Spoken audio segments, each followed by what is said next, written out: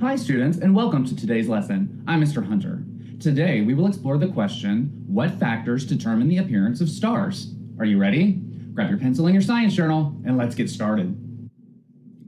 Imagine that you are outside on a clear night. The sky overhead is filled with stars. What do you notice about stars? I notice that lots of stars are spread out all over the sky. And hey, do you notice that some look brighter and larger than others? How large do you think stars are compared with Earth? Well, I've read that stars are very, very large and much bigger than Earth. But the stars we see in the night sky look like tiny points of light. Why is that? I have an idea. Let's make a model to help us understand. Scientists often model the relative sizes of very small or very large objects. When we create scale models of objects such as stars, their sizes are easier to visualize. Scale is the representation of relative distance and size in a model. Scale can also be used to model the distance between objects. Let's work together to develop a scale model of the celestial objects we are studying. Let's say this basketball represents the sun. Which of these other objects do you think is the correct size to represent Earth in our model? How big do you think Earth would be compared with a basketball sun? Well, we know the Earth is much, much smaller than the sun, right?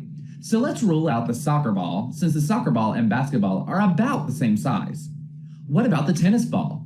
The tennis ball is smaller than the basketball, but would you say it's much, much smaller? I don't think so. I think in this scale model, Earth would be the size of the small bead. How do the basketball and tiny bead represent the actual sizes of the sun and Earth? Well, we know that the actual sun is much larger than a basketball, but the difference in size between a basketball and a bead is about the same as the difference in size between the sun and the Earth. Our scale model helps us see how big the sun is compared with the Earth. In other words, our scale model shows us the sun and Earth's relative sizes, not their actual sizes. Now let's add the moon to our model. How big would the moon be in the model compared with Earth and the sun? Well, the moon is a quarter of the size of the Earth, so it would be even smaller than the tiny bead. What could we use to represent the moon? Can you think of any objects that would be even smaller than the bead? The moon is so small that we would need something like this poppy seed. Wow, it's tiny. But what about the stars? What object could we use to represent a star in our scale model? The stars appear very small from Earth, so maybe a star could just be a particle of dust. Or maybe you are thinking that stars are similar to the sun, so we could use another basketball. I think we need more evidence in order to determine which object we should use to represent stars in our scale model. In this lesson, we will explore the question, what factors determine the appearance of stars? Let's gather more evidence about the size, brightness, and distance of stars visible from Earth. Let's read an interview with an expert, Dr. Kathy Imhoff, an astronomer at the Space Telescope Science Institute. What are the biggest stars? The biggest stars are known as red supergiants. The star Betelgeuse is one. How many times brighter and larger is Betelgeuse than the sun? Betelgeuse is much bigger and brighter. It is about 500 times bigger than our sun. Also, it is about 10,000 times brighter than our sun, because a larger star is brighter. How many stars are in space? We think that there are about 200 billion stars in our galaxy, the Milky Way. Most of them are too faint to see, except through a big telescope. Is it true that a star is a burning ball of fire? Well, no, stars are not on fire, although they look that way. The source of their energy is nuclear reactions going on deep inside the stars. The inside is actually millions of degrees that warms the outer layers of the star, which gives off heat and light. What do the stars look like up close? Did you know that our sun is a star? It's a pretty ordinary, normal kind of star. So that's what a star looks like up close. Some stars are bigger, some are smaller. What a great interview with Dr. Imhoff. We gathered so much evidence about stars. Do you remember which celestial bodies are pictured in each of these photographs? Did you say the sun and Earth are in this photograph? And the moon is in this photograph? That's right. Think about how the stars compare with the sun and moon. Let's add our current knowledge about the sun, moon, and stars to a comparison chart. How are the sun, the moon, and stars similar? Well, we know that they are all visible in the sky. But how are the sun, the moon, and stars different? We know that the sun is visible from Earth during daytime, and that the moon can be visible from Earth during daytime or at nighttime. And stars are visible from Earth at night. Great! Let's make some more observations. Let's think about how the stars compare with the sun and moon as we look at this image. This image reminds me that the sun is our solar system's only star, just like the moon is Earth's only moon. And I notice many stars are in the sky. Some are closer to Earth than others. But in this photograph, the sun appears to be about the same size as the moon. And look, the stars appear to be much smaller than the sun and the moon. Great observations. I added them to our comparison chart. One of your tasks at the end of this lesson will be to use your current knowledge of the sun and moon and your new knowledge of stars to complete this comparison chart. I wonder, is Earth more like the moon or the sun and other stars? I think Earth is more like the moon. Earth and the moon are much smaller and cooler than the sun. People can stand on Earth and the moon because Earth and the moon are solid. Also, the sun emits light, but Earth and the moon do not. Let's think about how this new evidence about stars compares to what we already know about the sun and the moon. What did you learn from the interview that surprised you? Maybe you were surprised to find that the sun is a star. Or maybe you didn't know that some stars, such as Betelgeuse, are much larger and brighter than the sun. How does perspective affect the appearance of the sun, the moon, and stars from Earth?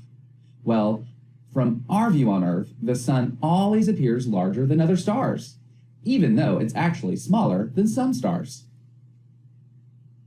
What do you notice about the appearance of Betelgeuse? Is the star Betelgeuse larger or smaller than the sun? We learned from the interview with Dr. Imhoff that Betelgeuse is 500 times larger than the sun, but it looks so much smaller than the sun from our perspective. Do you also notice several other bright stars next to Betelgeuse? If so, nice job! Betelgeuse and several of the other bright stars around it are part of the constellation Orion. A constellation is a grouping of stars that forms a recognizable pattern in the night sky. Betelgeuse and the surrounding bright stars form the shape of a mythical hunter named Orion. Why do you think people throughout history have grouped stars into patterns or images? Maybe you're thinking, with so many stars in the sky, finding specific stars is probably easier when the stars are part of a picture. I was thinking that too. Constellations make it easier to locate specific stars. A constellation gets its name from the shape that forms by connecting the constellation stars with imaginary lines. What does this constellation look like to you? This constellation is Canis Major, which is Latin for big dog. Does the constellation look like a dog to you? So, how can the star Betelgeuse from the constellation Orion appear so much smaller in the sky than the sun, even though it's really much bigger?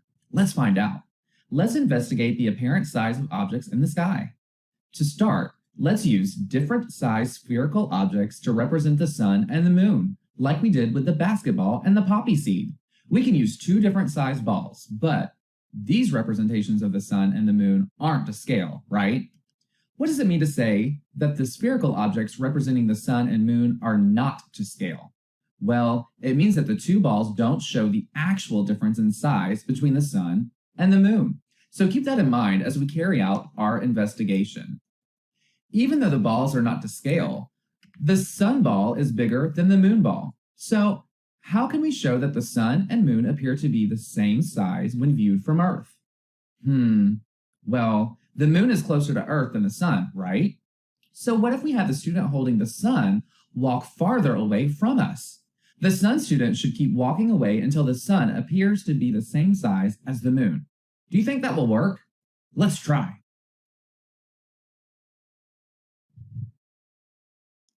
Interesting. Look at how the apparent size of the sunball changes as a sun student walks farther away. The sunball appears to get smaller and smaller. Let's draw a model to show what we observed here. The size of the sun appeared to change, even though the ball stayed the same size. Let's add an explanation to our model. The sun is actually larger than the moon, but it appears to be about the same size as the moon because it's farther away from Earth. But hey, why didn't we use a scale model of the sun and moon for this demonstration? Well, if we use the basketball for the sun, we'd have to use a poppy seed for the moon. The sun student would have to walk really far away to show that the poppy seed and basketball appear to be the same size. So, scale models can allow scientists to show a comparison of sizes or distances, but they also have limitations. In this investigation, a scale model would not have worked as well. I wonder.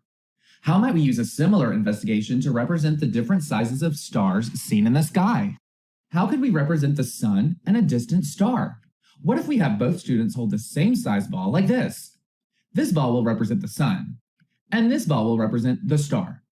The student holding the star will walk away from the sun because stars are far away, right? Let's watch. Look! Now the star ball looks smaller than the sun ball. Let's draw another model. So, even though the sun and the star are about the same size, the star appears much smaller than the sun because it's farther away. Nice work! One of your tasks at the end of this lesson will be to use what we've observed today to explain the relationship between distance and apparent size. Based on our observations of the size difference between the sun and other stars, what can we infer about the distance of these objects from Earth? Well, if the sun appears larger, then the sun must be closer to us than other stars. How can a giant star like Betelgeuse appear so small from Earth? Betelgeuse must be really far away to appear so much smaller than the sun, right? So, even though Betelgeuse is much larger than the sun, it is so far away that Betelgeuse appears very small. We can use this information to put the sun, the moon, and stars in order from closest to Earth to farthest from Earth. This will be one of your tasks at the end of this lesson. You will also summarize what you learned about the sun and other stars in this lesson. Wow, we learned so much about stars today.